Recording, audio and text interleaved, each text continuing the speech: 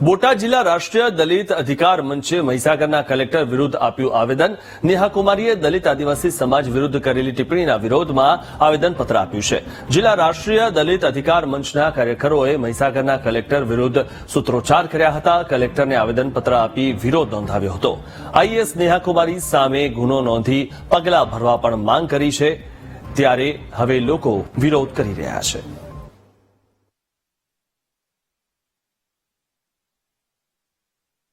રોજ અમે ગઈ 23 ઓક્ટોબરના રોજ મહીસાગર જિલ્લાની અંદર સ્વાગત કાર્યક્રમની અંદર નેહા કુમારી જે કલેક્ટર છે તેના દ્વારા એક દલિત યુવાનના પ્રશ્નો બાબતે એવી ટિપ્પણી કરવામાં આવી કે અનુસૂચિત જાતિના અને અનુસૂચિત જનજાતિના વ્યક્તિઓ જે રહ્યા 80 થી 90% એટ્રોસિટી બ્લેકમેલિંગ માટે કરે છે અને એ વ્યક્તિને એવું કહેવામાં આવ્યું કે ચપ્પલ ખાને કે લાયક છે હરામી સાલા. તો આવી વિવાદિત ટિપ્પણી આવા કલેક્ટર દ્વારા જો કરવામાં આવે અને જાતિવાદી માનસિકતા દૂર થાય એ માટે આજરોજ કલેક્ટર સાહેબને આવેદનપત્ર આપી અને મુખ્યમંત્રીની રજૂઆત કરવા